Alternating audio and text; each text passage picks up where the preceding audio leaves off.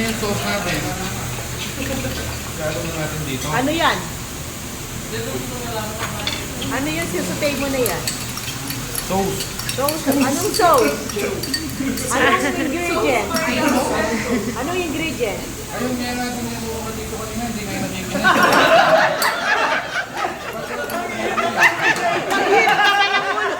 Ay, makamulo ng check na ba? High blood. Nana, sir, palitan mo na, sir.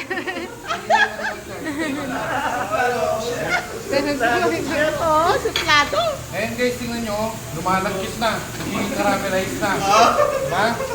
Kasi para maging ano siya, para maging shiny at glossy at maging maganda yung texture niya, lagyan na natin siya ng butter. Naku, daya ba? Kasi kaya dapat masarap to kasi lahat tayo kakain nito eh. No. Ay, naman. Daya bang? Mula sa puso lahat. Oo. Talagang, dapat, guys, ito yung tandaan nyo. Dapat pag nagluluto kayo, dapat enjoy lang kayo. Ay, naku. Dapat enjoy nyo yung ginagawa nyo para maging masarap yung luto nyo. Hindi yung nagluluto kayo, nagpupusok kayo, ginagawa nyo. Diba? Pinabanggit yung sarili niya. Para maging masarap yung resulta. Pinabanggit yung sarili niya. Diba? Pag natunaw na yung ano, yung butter, ilagay na natin yung rice. May buo pa.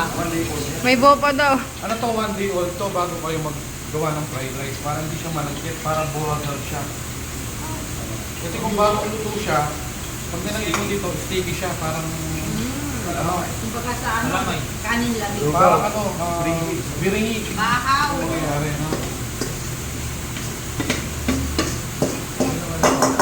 Mix lang. Tapos isa pa. Yan para masarap. Guys, ganito yung panghalo ha. Para yung mula sa baba, pataas. No? Para mamix yan. Hindi lang Truya ka yung dyan. inaano Body natin. language. Kung dito lang kayo sa taas, hindi mahalo yung sa baba. Hindi mamimix sa kanin natin.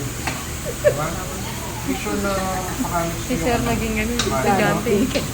Parang nagluluto lang kayo ng pancit. Diba guys? Sigurado mo, masarap yan, ha? Mapapasarap ako. Ah.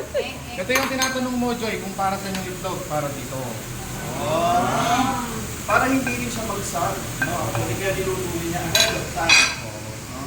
Enjoy ko na kasi. Kasi pag nilagay mo yung itlog dito, ano, lalagay mo dito, mabibigla siya. Diba? Mabibigla na. Yes, kasi mag-steam siya. Oo. No? Pero kanin. Yes. Yung yung texture niya, ganda oh. Ang ganda guys. May kulang. Ayusin mo ano. May kulang, Jake. May kulang na eh. Kulay green. Ayan. Mama dali sir. Mamaya yan, mamaya. Pero for now, hinahalo niya nila no, para all combine, all mix lahat ng mga ingredients na nilagay ni Jake. No? Ginagawa niya yung process na to para equally divided yung mga sauce Center may sa kapi. rice natin. Sir, wala na sa Kaya niya Wala sa apo yung Wala kawali. apoy. Don't panic, it's for them. Ito pala guys, dito muna tayo sa ano. Sa pressure cooker. Kung alam niyo yung pag-ano ng pressure cooker. Kasi mahirap doon, hindi ko ma-demo sa inyo eh. Pressure cooker, make sure na linisin nyo muna yung pressure cooker. Kung maaari, alisin nyo yung rubber niya.